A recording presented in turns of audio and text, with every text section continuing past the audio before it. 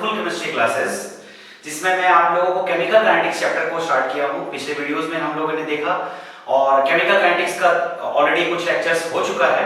आज फिर से नए वीडियो के साथ हम लोग शुरुआत कर रहे हैं। तो देखिए, पिछले वीडियो में मैंने आपको दो क्वेश्चंस दिए थे, साथ ही साथ एनसीईआरटी के भी क्वेश्चन दिए थे। पहले मैं उन क्वेश्चंस का आपको आंसर बता देता हूं कि उसका आंसर कितना है, क्योंकि आप लोगों ने साथ साथ उसे बनाया भी होगा और बनाते भी रहना चाहिए। उसके आंसर्स को मैंने यहाँ पे बोर्ड पे लिख दिया है और आप देख रहे होंगे। जो फर्स्ट क्वेश्चन है, मैंने फर्स्ट क्वेश्चन को यही क्वेश्चन था आपका फर्स्ट क्वेश्चन, जिसमें a + 2b 3c 2d था, जिसमें आपको rate of reaction, rate of change of concentration of A, C and D निकालना था। और इसके आंसर्स यहां मैंने लिख दिए हैं। देखिए, आप फर्स्ट क्वेश्चन जो रेट ऑफ रिएक्शन है उसका आंसर है 0.5 × 10⁻²⁰ मोल पर लीटर पर सेकंड। और जो rate of change of concentration of A, C and D था, उनके आंसर्स यहां मैंने लिख दिया है। ठीक है, आप इसे मिला लेंगे। अगर आपसे कोई क्वेश्चंस नहीं बनते हैं तो कमेंट सेक्शन में आप मुझे बता दीजिएगा, मैं उसका सॉल्यूशन आपको भेज दूंगा। उसके बाद सेकंड क्वेश्चन के भी आंसर मैंने यहां लिख दिए हैं। देखिए, आप क्वेश्चन यही था, the chemical reaction 2A 4B + C occurs in a closed vessel. The concentration of B is found to be increased by 5 × 10⁻³ mole per liter. In 10 seconds, calculate rate of appearance of B, rate of disappearance of A। और इन दोनों के answer यहाँ आपके board पे लिखा हुआ है। ठीक है, तो आप इन्हें मिला लीजिएगा। अगर कोई प्रॉब्लम है तो मैं आपको इसका सॉल्यूशन कमेंट सेक्शन में आप बता दीजिएगा, मैं इसका सॉल्यूशन आपको दे दूंगा। और दो क्वेश्चंस थे, एक 4.1 एनसीईआरटी के टेस्ट क्वेश्चन, 4.2 उसके सॉल्यूशंस तो आप एनसीईआरटी के सॉल्यूशन में देख सकते हैं। और आगे बढ़ते हैं। ठीक है, तो देखिए, सबसे पहले मैं आप लोगों को पिछले एक क्लास में मुझसे मिस्टेक हो गया था लिखने में, मैं बोल सही रहा था, मेरे से एक मिस्टेक हुआ था, उसे मैं बता देता हूं क्या था वो। देखिए,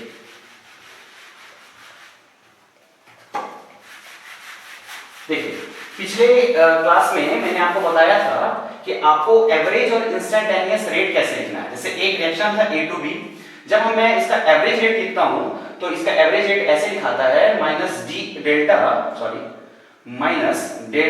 A/ΔT = डेल्टा B/ΔT। ये एवरेज रेट के लिए था। मैंने बताया था आपको कि एवरेज के लिए हमें डेल्टा लेना है, लेकिन इंस्टेंटेनियस रेट के लिए हमें D लेना है। तो -dA/dt।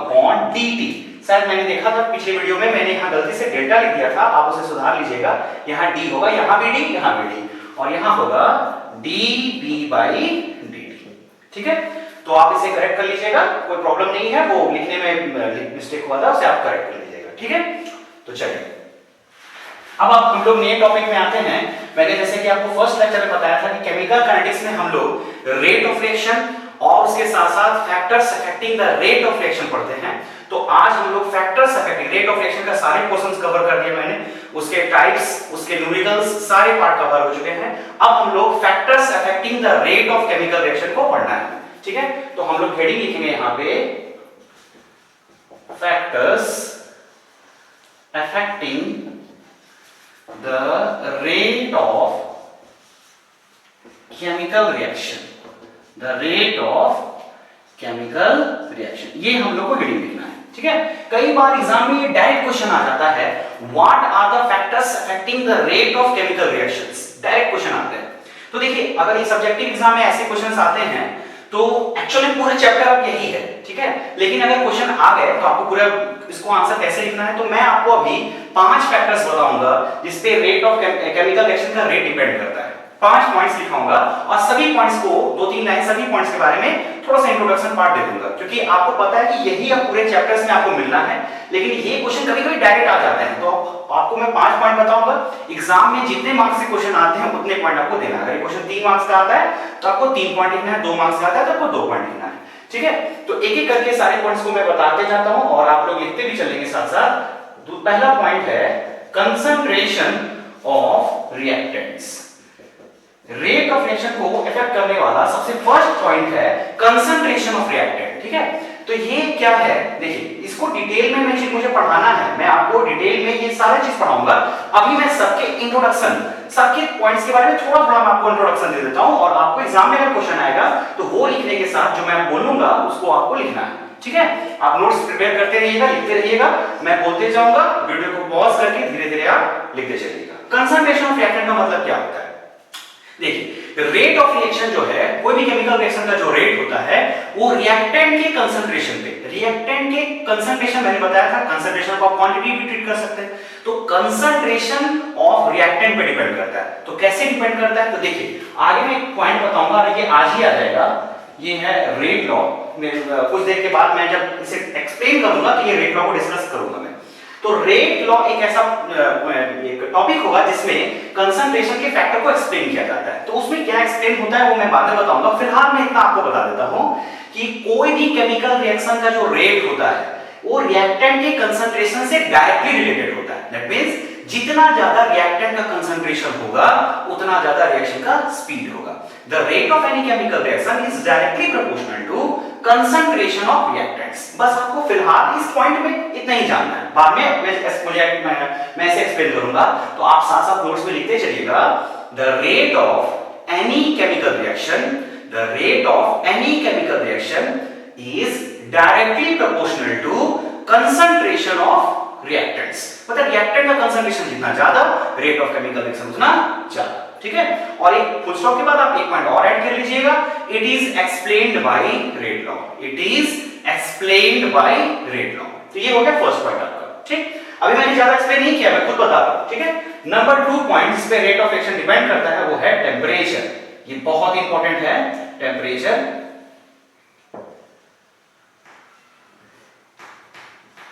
टेंपरेचर, तापमान। टेंपरेचर पर रेट ऑफ रिएक्शन कैसे डिपेंड करता है? आप नॉर्मली भी सोच सकते हैं, कोई केमिकल रिएक्शन आप अगर लैब में करा भी रहे हैं तो आपको पता होगा कि कोई केमिकल रिएक्शन हो रहा है, अगर आप उसे हीट कर दीजिएगा तो वो केमिकल रिएक्शन थोड़ा सा स्पीड हो जाता है। नॉर्मली हर एक रिएक्शन में, ऑलमोस्ट सारे रिएक्शन में ये होता है ना, कि कुछ ऐसे भी रिएक्शन है जहां पे टेंपरेचर का उल्टा इफेक्ट भी पड़ता है, लेकिन मोस्टली टेंपरेचर बढ़ाने पर रेट ऑफ रिएक्शन इंक्रीज करता है। मतलब सीधा आप लिख देंगे कि the rate of reaction increases with increase in temperature. ठीक है, मतलब टेंपरेचर बढ़ाओ तो रेट ऑफ रिएक्शन बढ़ेगा, टेंपरेचर जितना ज्यादा देंगे रिएक्शन उतना जल्दी जल्दी होता है। ठीक, और एक बात इसमें बहुत इंपॉर्टेंट बात आपको मैं बता देता हूं, इसे भी मैं बाद में पूरा एक्सप्लेन करूंगा, वो ये है कि आप 10 डिग्री सेल्सियस बढ़ाइएगा।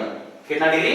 सिर्फ 10 डिग्री सेल्सियस अगर इंक्रीज कीजिएगा, मतलब अगर आपका 25 डिग्री सेल्सियस है, रूम टेंपरेचर है, आप अगर 10 डिग्री टेंपरेचर बढ़ा देते हैं, मतलब 25 से 35 कर देते हैं, तो रेट ऑफ रिएक्शन डबल हो जाता है।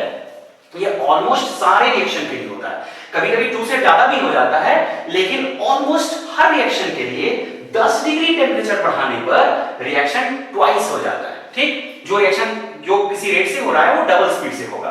10 डिग्री बढ़ाने पर, तो 20 डिग्री बढ़ाने पर रिएक्शन कितने टाइम्स होगा? तो 4 टाइम्स होगा। 30 डिग्री बढ़ाने पर कितने टाइम्स होगा? फिर 2 से मल्टीप्लाई कर दीजिए, 2 into 2 4 हो गया, 4 into 2 8 हो जाएगा। मतलब हर 10 डिग्री बढ़ाने पर रिएक्शन का स्पीड लगभग डबल हो जाता है।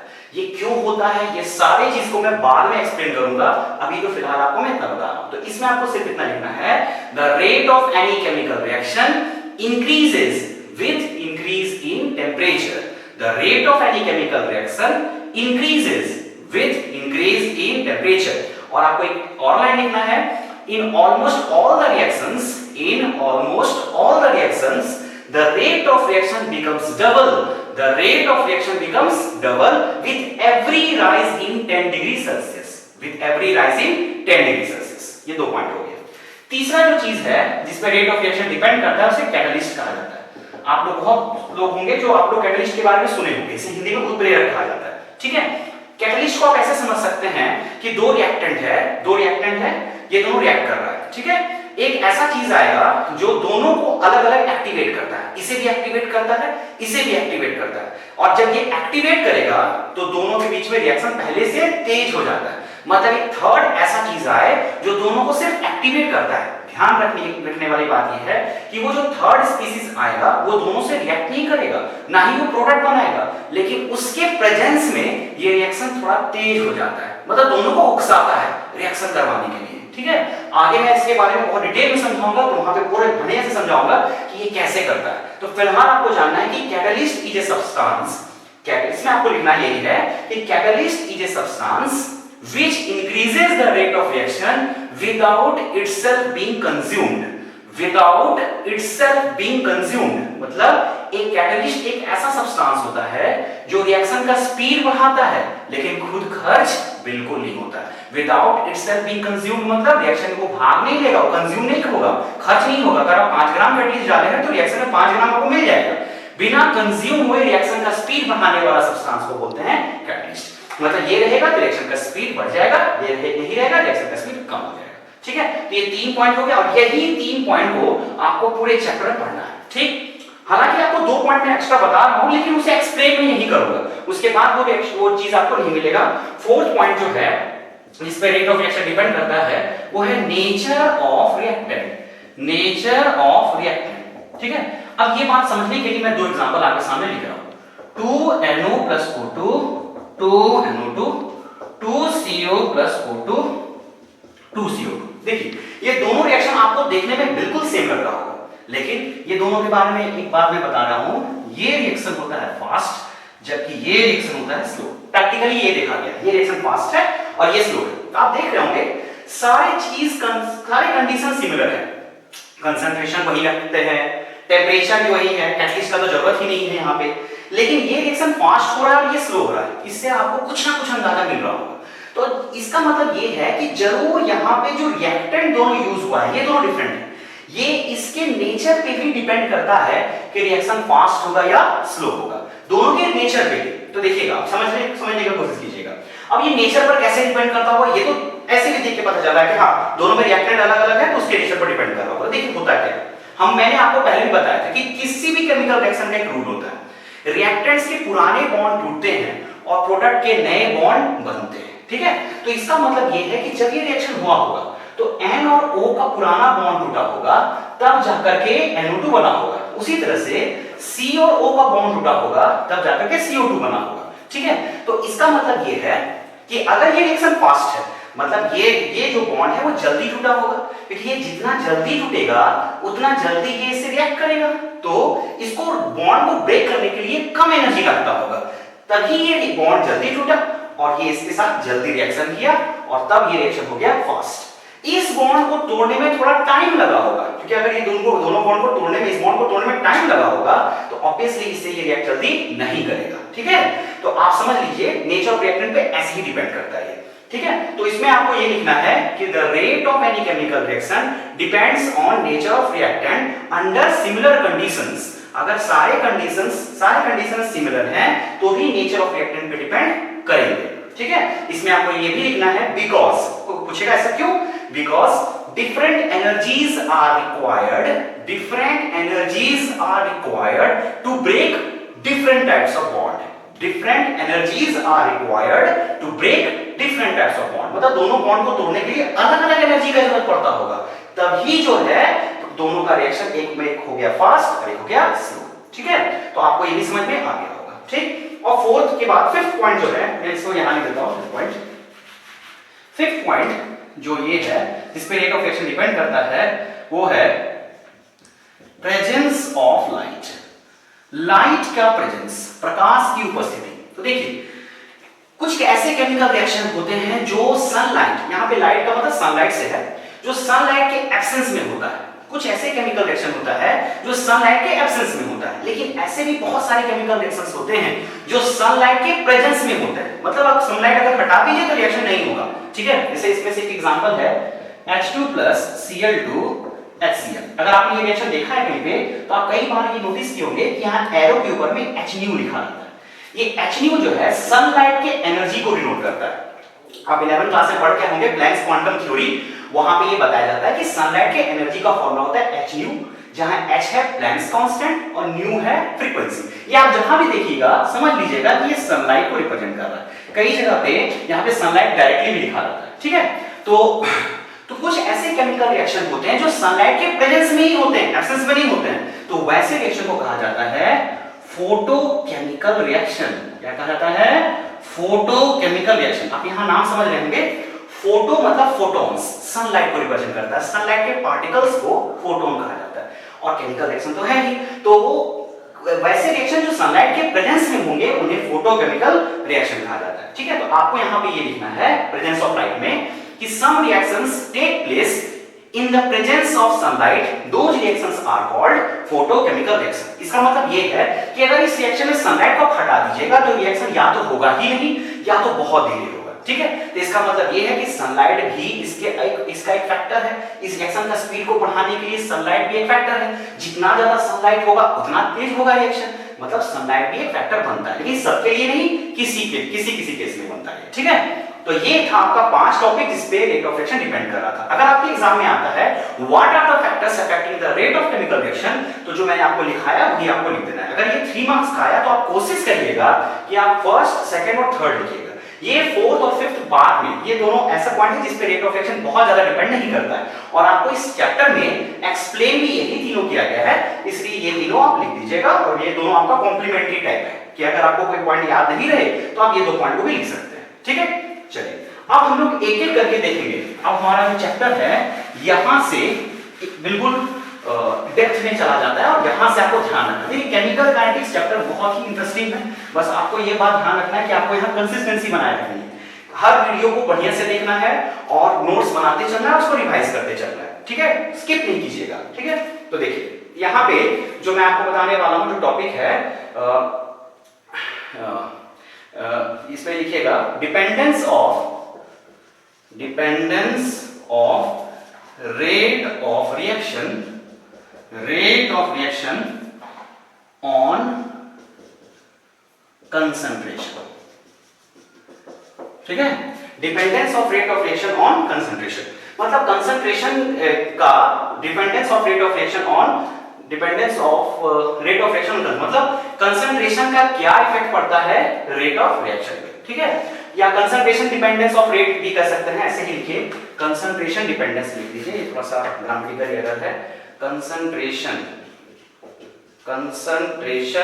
Dependence of rate of reaction, ऐसे लिख लीजिएगा, ठीक है। Concentration dependence of rate of reaction, ये है आपका टॉपिक, ठीक है।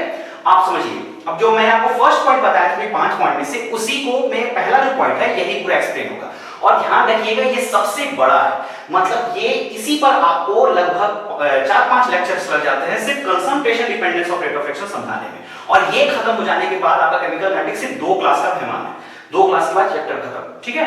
तो देखिए concentration dependence of rate of reaction क्या है समझिएगा। देखिए आपने अगर 11 में पढ़ा होगा एक लॉ, जिसका नाम था लॉ ऑफ मास एक्शन, ठीक है। ये आपने इक्विलिब्रियम चैप्टर में पढ़ा होगा, अगर पढ़ा है तो ठीक है, नहीं पढ़ा तो मैं समझा देता हूं। देखिए concentration dependence of rate of reaction जो है, ये सिर्फ यही का टॉपिक नहीं है, ये इक्विलिब्रियम चैप्टर में भी बताया जाता है। ये है क्या, देखिए एक केमिकल रिएक्शन में लिखा दिया, देखिएगा ध्यान से देखिएगा, क्योंकि कंसंट्रेशन डिपेंडेंस ऑफ रेट जो है ये 11 से क्लास 11 से शुरू हो जाता है इक्विलिब्रियम चैप्टर से। देखिए एक रिएक्शन है, ए और बी के बीच में हो रहा है, ए इसका कोएफिशिएंट है और बी का कोएफिशिएंट है, प्रोडक्ट बन रहा है, ठीक है। तो यहां आपने देखा अगर इसका रेट निकाला जाए तो 2 केमिस्ट थे जिनका नाम था गुल्डबर्ग और वेज, जिन्होंने लॉ ऑफ मास एक्शन दिया था। उन्होंने बताया कि कोई केमिकल रिएक्शन का अगर हम लोग को रेट लिखना है तो उन्होंने कहा कि रेट जो है वो डायरेक्टली प्रोपोर्शनल टू होता है इसमें जो रिएक्टेंट पार्टिसिपेट किए हैं उनके कंसंट्रेशन का। ब्रैकेट का मतलब कंसंट्रेशन, मतलब ए रिएक्टेंट है उसका कंसंट्रेशन, बी एक रिएक्टेंट है इसके कंसंट्रेशन के डायरेक्टली प्रोपोर्शनल होता है रेट।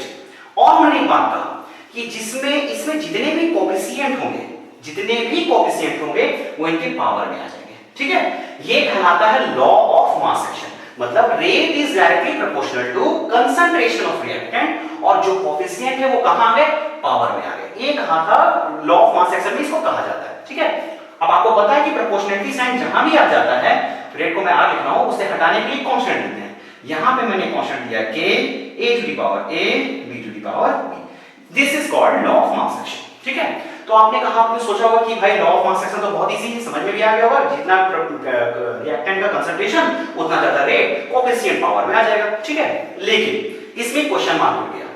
क्वेश्चन ये उठा कि जब उन्होंने ये लॉ दिया उसके बाद बहुत सारे ऐसे केमिकल रिएक्शंस थे जिसके लिए ये जो लॉ ऑफ मास एक्शन था वो वैलिड नहीं था।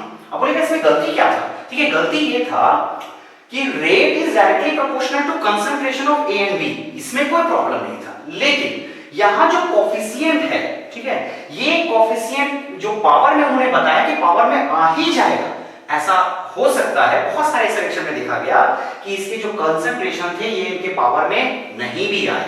दैट मींस ये जरूरी नहीं है कि जो यहाँ पे कोफिशिएंट होंगे वो इनके पावर में आ ही जाएंगे, ठीक है। ये पावर में हो भी सकते हैं और पावर में नहीं, ठीक है। तो इसका मतलब ये है कि ये पावर इक्वल भी हो सकते हैं और पावर इक्वल नहीं भी हो सकते हैं। ये था लॉ ऑफ मास एक्शन में प्रॉब्लम। तो इसी को रिप्लेस करके एक नया लॉ बनाया गया जिसका नाम था रेट लॉ, ठीक है।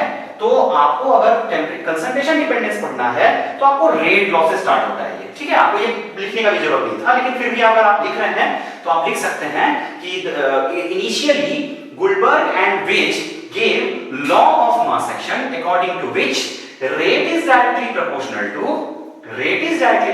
to concentration of reactant with their powers equal to their coefficient,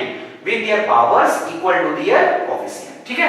यहाँ पे ये K क्या था मैंने बताया नहीं आपको, ये K को रेट कांस्टेंट कहा जाता है, रेट कांस्टेंट, ठीक है। अब देखिए, क्योंकि ये पढ़ना जरूरी नहीं था, क्योंकि ये तो पहले की बात है, हम लोग को मेन स्टार्ट करना था रेट लॉ से। मैंने आपको पहले भी थोड़ी देर पहले बताया था जब कंसंट्रेशन फैक्टर बताया था कि रेट लॉ पर डिपेंड करता है रेट ऑफ रिएक्शन। अब ये रेट लॉ क्या है समझिएगा, देखिए इसी को मैं रेट लॉ बना देता हूं, नया कुछ लिखने का जरूरत नहीं है, रेट लॉ इसी को मैं बना सकता हूं, बहुत ही इंपॉर्टेंट है। एग्जाम में कभी-कभी डायरेक्ट क्वेश्चन आता है, रेट लॉ को एक्सप्लेन कीजिए, ठीक है। तो देखिए रिएक्शन नहीं है, रेट लॉ मैंने से बना दिया। देखिए क्या करना है, सब कुछ वही होगा, यहाँ A है B सब कुछ वही है, rate is directly proportional to A and B। यहां पे सिर्फ कंसंट्रेशन, मैंने कहा कि कुछ रिएक्शन के लिए ये पावर कोएफिशिएंट के इक्वल होते भी है और कुछ रिएक्शन के लिए पावर कंसंट्रेशन के इक्वल नहीं भी होते हैं। यहां पे जो कंसंट्रेशन के पावर को हम लोग लिखेंगे वो लिखेंगे अल्फा एंड बीटा, ठीक है। आपको लग रहा होगा कि अल्फा बीटा क्या लिख दिया आपने सर, देखिए अल्फा जो है ये A के बराबर हो भी सकता है और अल्फा A के बराबर नहीं भी हो सकता है, बीटा B के बराबर हो भी सकता है और B के बराबर नहीं भी हो सकता है, ठीक है। तो आपको लग रहा होगा कि कब बराबर होगा कब बराबर नहीं होगा। तो देखिए ये ना मैं बता सकता हूं, ना आप बता सकते हैं, ना कोई भी केमिस्ट बता सकता है। रिएक्शन को देख के ये बताया ही नहीं जा सकता है कि जो कोएफिशिएंट है वो यहां होगा या नहीं होगा। ये एक्सपेरिमेंटली डिटरमाइन होता है, ये हम लोग से नहीं होगा, ये थ्योरेटिकली देख के हम लोग नहीं बता सकते हैं कि पावर अल्फा A के इक्वल होगा या नहीं होगा, ठीक है। तो आपको अभी मन में बहुत सारे क्वेश्चंस आ रहे होंगे, तो इसमें क्वेश्चंस कैसे आएंगे तो मैं सब बताऊंगा आपको। पहले मैं रेट लॉ को आपको लिखवा देता हूं कि अगर एग्जाम में आ गया कि एक्सप्लेन रेट लॉ तो आपको क्या लिखना है। तो पहले आप यहां से यहां तक नोट डाउन कर लीजिएगा, उसके बाद मैं रेट लॉ लिखाऊंगा, ठीक है। तो आप लोग पॉज करके यहां तक पहले नोट डाउन कर लीजिए। अब देखिए तो रेट लॉ अगर आपके एग्जाम में आता है, रेट लॉ को एक्सप्लेन कीजिए तो आपको ये लिखना है, for any chemical reaction rate is directly proportional to concentration of reactants, rate is directly proportional to concentration of reactants with their powers may or may not be equal to their coefficient, it is determined experimentally, ये आपको लिखना है, ठीक है। और rate constant तो यहां भी आएगा, रेट कांस्टेंट तो आना ही आना है, रेट कांस्टेंट यहां आ गया, ठीक। तो ये था रेट लॉ। अब मैं आपको रेट कांस्टेंट को डिफाइन कर देता हूं। ये रेट कांस्टेंट को कैसे डिफाइन किया जाता है, देखिए इसी से डिफाइन हो जाएगा, कुछ नया करने की जरूरत नहीं है। आप देखिए रेट कांस्टेंट, अगला हेडिंग आपको लिखना है रेट कांस्टेंट, ठीक है। तो पहले रेट लॉ आपने लिख लिया होगा, एग्जाम में डायरेक्ट आता है, रेट कांस्टेंट भी बहुत ही है एग्जाम में, ये भी डायरेक्ट आता है। बोलेगा रेट कांस्टेंट को डिफाइन कीजिए, तो कैसे करना है, देखिए रेट कांस्टेंट को कैसे डिफाइन करना है। तो आप यहां देख रहे होंगे कि R equal to K A to the power alpha B to the power beta, ये है। अब देखिए यहां ध्यान दीजिएगा क्या बोल रहा है, अगर A कंसंट्रेशन और B कंसंट्रेशन दोनों का वैल्यू 1 मोल पर लीटर हो जाए, मतलब ये दोनों एक हो जाए, तो R K के इक्वल हो जाएगा या कि नहीं हो जाएगा। आपको पता भी होगा कि कांस्टेंट को डिफाइन ऐसे ही किया जाता है, दोनों का कंसंट्रेशन अगर यूनिटी हो जाए तो R किसके बराबर हो जाएगा, K के बराबर हो जाएगा। तो आपको डिफाइन ऐसे ही करना है। तो rate constant is defined as rate constant is defined as rate of reaction, rate constant is defined as rate of reaction when molar concentration of each reactant is 1 mole per liter, is 1 मोल पर litre. मतलब अगर molar concentration हर एक reactant का 1 मोल पर litre हो जाए तो R किसके बराबर हो जाता है? K के बराबर हो जाता है। ये हो गया रेट कांस्टेंट का डेफिनेशन। ठीक है, तो रेट कांस्टेंट क्या होता है आपको समझ में आ गया होगा, रेट लॉ भी आपको क्लियर हो गया होगा, ये दोनों पॉइंट आपको बहुत अच्छे से समझ में आ गया होगा। तो उसके बाद जो है रेट कांस्टेंट का हम लोग को आगे जो है इसके बाद ये रेट कांस्टेंट का फीचर्स भी पढ़ना है और इसमें आपको बहुत नई नई चीज भी आएंगे। आपको मैं एक चीज और बता देता हूं, रेट कांस्टेंट के कुछ इंपॉर्टेंट फीचर्स, कभी कभी इसे कैरेक्टरिस्टिक्स में भी क्वेश्चन आते हैं, आपको लिखना है कैरेक्टरिस्टिक्स ऑफ रेट कांस्टेंट। इससे कभी कभी कंसेप्चुअल क्वेश्चन बन जाते हैं, ठीक है, खासतौर पर सीबीएसई में, ठीक है, और कभी कभी तो जेईई मेंस में भी क्वेश्चन आ जाते हैं। कैसे क्वेश्चन बनते हैं मैं बताऊंगा, पहले आपको कुछ लिखना है। देखिए रेट कांस्टेंट का कुछ इंपॉर्टेंट आपको कैरेक्टरिस्टिक्स बताना, ध्यान रखिएगा। तो फर्स्ट में यहां लिखिएगा, आपको ये बताना है कि बताइए रेट कांस्टेंट ज्यादा होने पर रेट ज्यादा होगा या कम होगा। तो आपको साफ पता चल रहा है कि डायरेक्टली रिलेटेड है। तो आपको ये लिखना है rate constant measures the rate of reaction. Rate constant measures the rate of reaction, इसका मतलब ये है कि जितना ज्यादा रेट कांस्टेंट उतना ही ज्यादा रेट। तो फर्स्ट पॉइंट आपको क्या लिखना है, rate constant measures the rate of reaction. देखिए मैं बोल रहा हूं, लिख नहीं रहा हूं, क्योंकि आपको बोल के लिखना है, तो वीडियो को पॉज करके आराम से लिखिएगा। Rate constant measures the rate of reaction. Second point आपको क्या लिखना है, ध्यान रखिएगा। रेट कांस्टेंट जो है ये किस पे डिपेंड करता है, तो ध्यान रखिएगा रेट कांस्टेंट टेंपरेचर पर डिपेंड करता है। किस पर डिपेंड करता है, टेंपरेचर पर। तो देखिए ये मैं आपको बाद में बताऊंगा एक्सप्लेन करके, जब टेंपरेचर डिपेंडेंस पढ़ाऊंगा तब। तो आपको फिलहाल ये लिखना है कि रेट कांस्टेंट, सेकंड पॉइंट में rate constant depends on temperature. ठीक है, टेंपरेचर से डिपेंड कैसे करता है अभी आपको जानने की जरूरत नहीं है, बस फिलहाल जान लीजिए कि टेंपरेचर बढ़ने पर ये रेट कांस्टेंट भी इंक्रीज करता है। तो rate constant depends on temperature. ठीक, अब देखिए नंबर थर्ड पॉइंट क्या है, देखिए रेट कांस्टेंट जो है कंसंट्रेशन पर डिपेंड नहीं करता है। मतलब देखिए आपको पता होगा कि अल्फा और बीटा का जो कंसंट्रेशन है इस पे रेट कांस्टेंट डिपेंड नहीं करेगा। तो आपको थर्ड पॉइंट में लिखना है, क्योंकि आपको सब पता चल रहा है इस पे कैसे डिपेंड कर सकता है। तो थर्ड पॉइंट में आपको लिखना है rate constant does not depend on concentration of reactant. Rate constant does not depend on concentration of reactant. ठीक, अब लास्ट पॉइंट में क्या लिखना है कि जो रेट कांस्टेंट है K, ठीक है, इसका कोई स्पेसिफिक यूनिट नहीं होता है।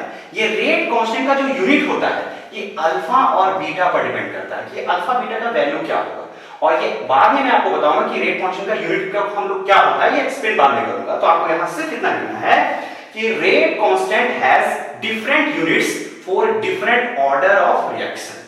Rate constant has different units for different order of reactions. मुझे पता है आपके मन में क्वेश्चन आ रहा होगा ऑर्डर ऑफ रिएक्शन, आप मैंने बोला होगा, आपको लगा कि ये ऑर्डर ऑफ रिएक्शन क्या है। तो ये मैं आज नहीं बताऊंगा, ये आपके नेक्स्ट लेक्चर पे जाएगा कि ऑर्डर ऑफ रिएक्शन क्या है। तो आपने देखा कि कैरेक्टरिस्टिक्स, चारों कैरेक्टरिस्टिक्स आपको समझ में आ गया होगा, ये चारों कैरेक्टरिस्टिक्स आपको क्लियर हो गया होगा। फर्स्ट कैरेक्टरिस्टिक्स क्या था, rate constant measure the rate of reaction, rate constant depends on temperature, rate constant does not depend on concentration of reactant, and rate constant has different units for different orders. ठीक है, तो आज के लिए इतना ही। आपको नोट्स बनाते रहना है और समझते रहना है। अगर कोई दिक्कत है, कहीं पे कोई प्रॉब्लम आता है तो आप कमेंट करते रहिएगा, और आप इस चैनल को अभी तक अगर आपने सब्सक्राइब नहीं किया है तो सब्सक्राइब जरूर कर लीजिएगा और लाइक और शेयर करते रहिएगा। ठीक है, तब तक आज के लिए इतना ही, अगले क्लास में मिलते हैं। जय हिंद, जय भारत, जय